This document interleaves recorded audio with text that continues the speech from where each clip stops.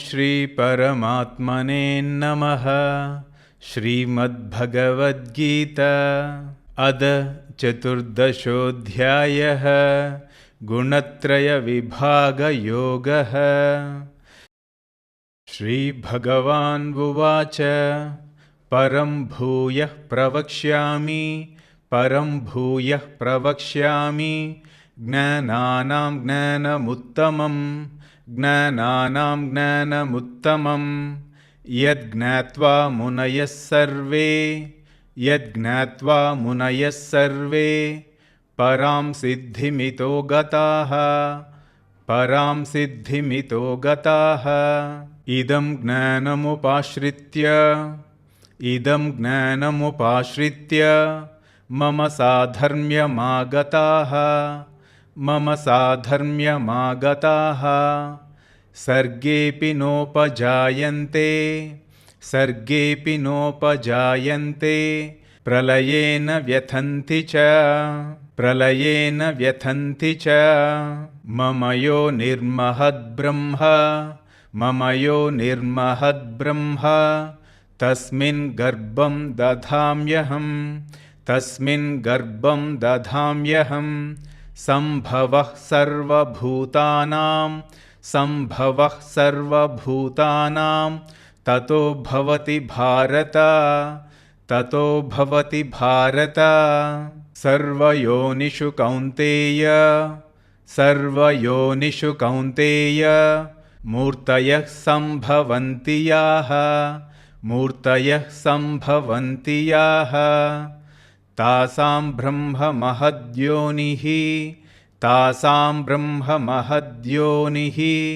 अहं बीजप्रदः पिता सत्वं रजस्तमइति गुणाः प्रकृतिसम्भवाः निबध्नन्ति महाबाहो देहे देहिनमव्ययम् तत्र सत्वं निर्मलत्वात्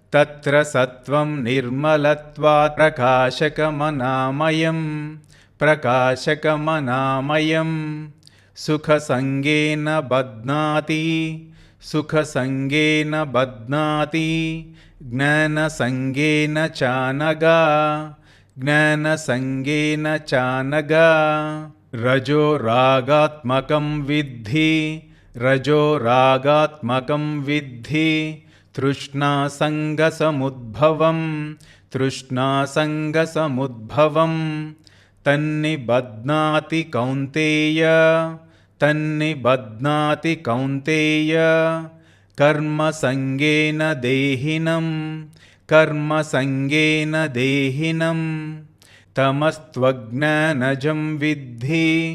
तमस्त्वज्ञानजं विद्धि मोहनं सर्वदेहिनां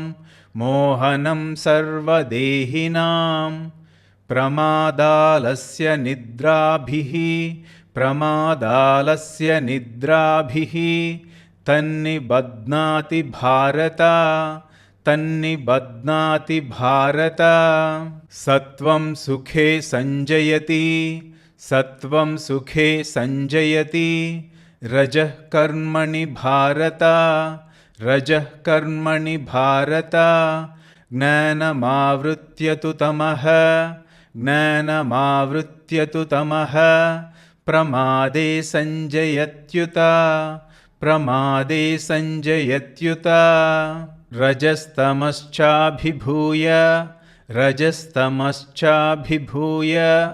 सत्वं भवति भारत रजः सत्वं तमश्चैव तमः सत्वं रजस्तथा सर्वद्वारेषु देहेऽस्मिन् प्रकाश उपजायते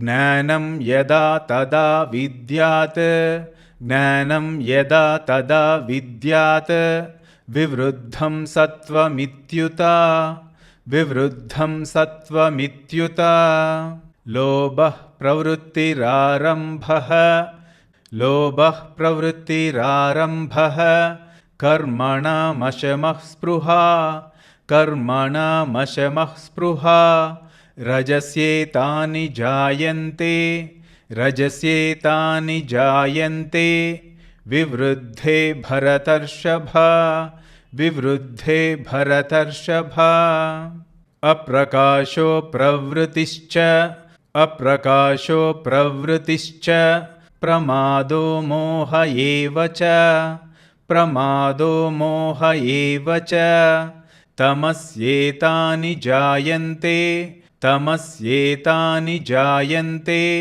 विवृद्धे कुरु नन्दन विवृद्धे कुरु नन्दन यदा सत्त्वे प्रवृद्धे तु यदा सत्त्वे प्रवृद्धे तु प्रलयं याति देहभृत् प्रलयं याति देहभृत् तदोत्तमविदां लोकान् तदोत्तमविदां लोकान् अमलान् प्रतिपद्यते अमलान् प्रतिपद्यते रजसि प्रलयं गत्वा रजसि प्रलयं गत्वा कर्मसङ्गिषु जायते कर्मसङ्गिषु जायते तथा प्रलीनस्तमसि तथा प्रलीनस्तमसि मूढयोनिषु जायते मूढयोनिषु जायते कर्मणः सुकृतस्याहुः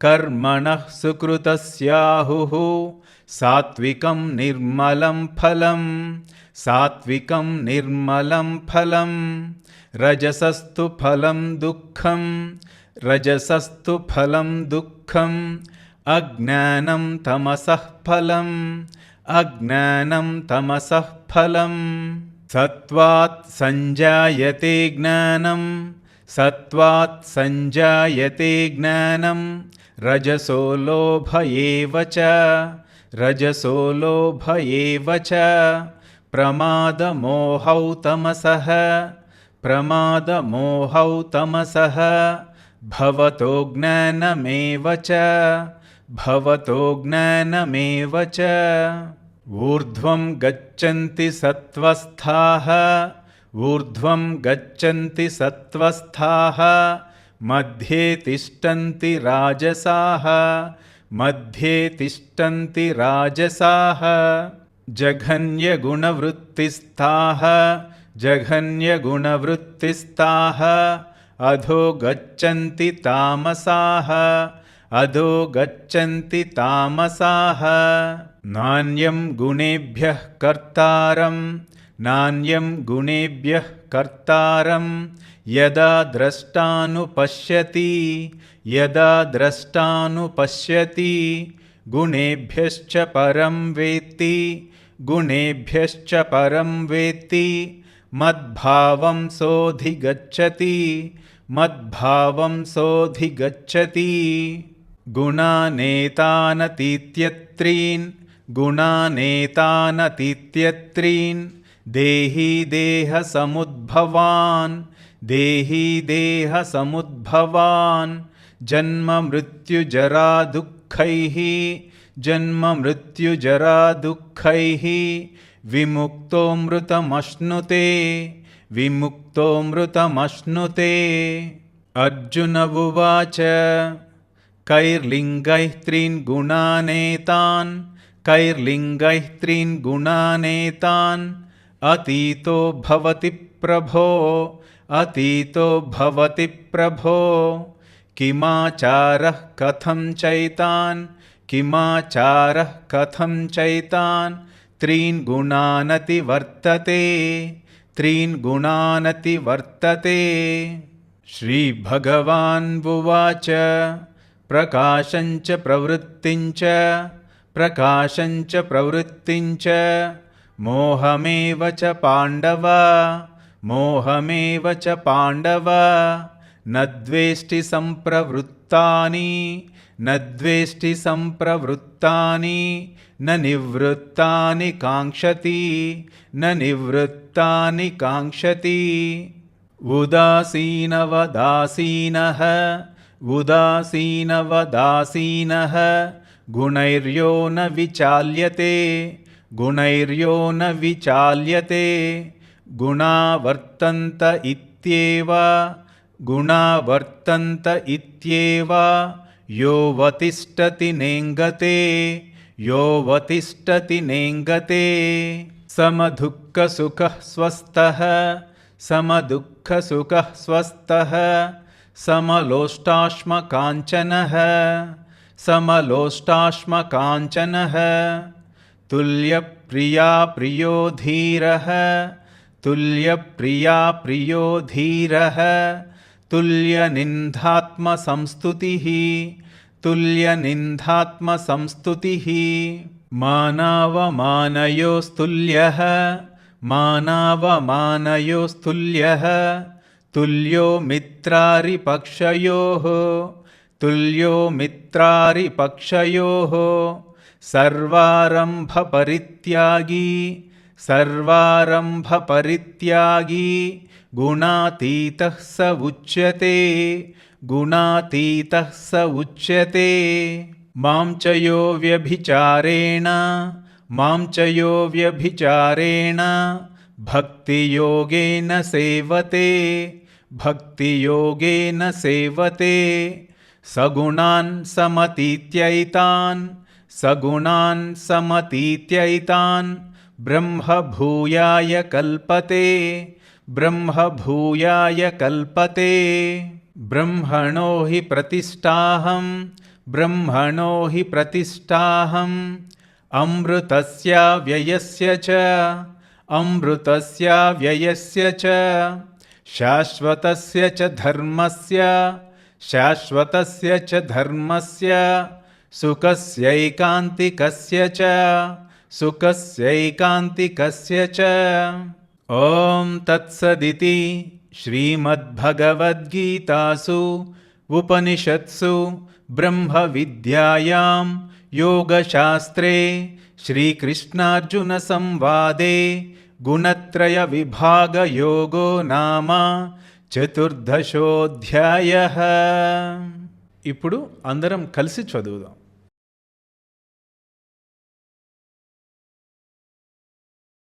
ఓం శ్రీ పరమాత్మనే నమః. శ్రీమద్భగవద్గీత అద చతుర్దశోధ్యాయః. గుణత్రయవిభాగయోగః. श्रीभगवानुवाच परं भूयः प्रवक्ष्यामि ज्ञानानां ज्ञानमुत्तमं यज्ञात्वा मुनयः सर्वे परां सिद्धिमितो गताः. इदं ज्ञानमुपाश्रित्य मम साधर्म्यमागताः सर्गेऽपि नोपजायन्ते प्रलये न व्यथन्ति च. मम यो निर्महद्ब्रह्म तस्मिन् गर्भं दधाम्यहं सम्भवः सर्वभूतानां ततो भवति भारत. सर्वयोनिषु कौन्तेय मूर्तयः सम्भवन्ति याः तासां ब्रह्ममहद्योनिः अहं बीजप्रदः पिता. सत्वं रजस्तम इति गुणाः प्रकृतिसम्भवाः निबध्नन्ति महाबाहो देहे देहिनमव्ययम्. तत्र सत्वं निर्मलत्वात् प्रकाशकमनामयं सुखसङ्गेन बध्नाति ज्ञानसङ्गेन चानघ. रजो रागात्मकं विद्धि तृष्णासङ्गसमुद्भवं तन्निबध्नाति कौन्तेय कर्मसङ्गेन देहिनं तमस्त्वज्ञानजं विद्धि मोहनं सर्वदेहिनां प्रमादालस्य निद्राभिः तन्निबध्नाति भारत। सत्वं सुखे संजयति रजः कर्मणि भारत ज्ञानमावृत्य तु तमः प्रमादे संजयत्युत। रजस्तमश्चाभिभूय सत्वं भवति भारत रजः सत्वं तमश्चैव तमः सत्वं रजस्तथा। सर्वद्वारेषु देहेऽस्मिन् प्रकाश उपजायते ज्ञानं यदा तदा विद्यात् विवृद्धं सत्वमित्युत। लोभः प्रवृत्तिरारम्भः कर्मणामशमः स्पृहा रजस्येतानि जायन्ते विवृद्धे भरतर्षभा। अप्रकाशो प्रवृत्तिश्च प्रमादो मोह एव च तमस्येतानि जायन्ते विवृद्धे कुरु नन्दन। यदा सत्त्वे प्रवृद्धे तु प्रलयं याति देहभृत् तदोत्तमविदां लोकान् अमलान् प्रतिपद्यते। रजसि प्रलयं गत्वा कर्मसङ्गिषु जायते तथा प्रलीनस्तमसि मूढयोनिषु जायते। कर्मणः सुकृतस्याहुः सात्विकं निर्मलं फलं रजसस्तु फलं दुःखम् अज्ञानं तमसः फलम्। सत्त्वात् संजायते ज्ञानं रजसो लोभ एव च प्रमादमोहौ तमसः भवतो ज्ञानमेव च। ऊर्ध्वं गच्छन्ति सत्त्वस्थाः मध्ये तिष्ठन्ति राजसाः जगन्यगुणवृत्तिस्थाः अधो गच्छन्ति तामसाः। नान्यं गुणेभ्यः कर्तारं यदा द्रष्टानुपश्यति गुणेभ्यश्च परं वेत्ति मद्भावं सोऽधिगच्छति। गुणानेतानतीत्यत्रीन् देही देहसमुद्भवान् जन्म मृत्युजरा दुःखैः विमुक्तो मृतमश्नुते। अर्जुन उवाच कैर्लिङ्गैः त्रीन् गुणानेतान् अतीतो भवति प्रभो किमाचारः कथं चैतान् त्रीन् गुणानतिवर्तते। श्रीभगवानुवाच प्रकाशञ्च प्रवृत्तिञ्च मोहमेव च पाण्डव न द्वेष्टि सम्प्रवृत्तानि न निवृत्तानि काङ्क्षति। उदासीनवदासीनः गुणैर्यो न विचाल्यते गुणा वर्तन्त इत्येव योऽवतिष्ठति नेङ्गते। समदुःखसुखः स्वस्थः समलोष्टाश्मकाञ्चनः तुल्यप्रिया प्रियो धीरः तुल्यनिन्दात्मसंस्तुतिः। मानावमानयोस्तुल्यः तुल्यो मित्रारिपक्षयोः सर्वारम्भपरित्यागी गुणातीतः स उच्यते।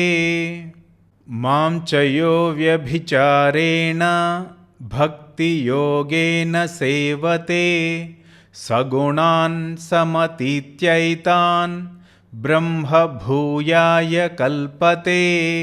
ब्रह्मणो हि प्रतिष्ठाहम् अमृतस्य व्ययस्य च शाश्वतस्य च धर्मस्य सुखस्यैकान्तिकस्य च।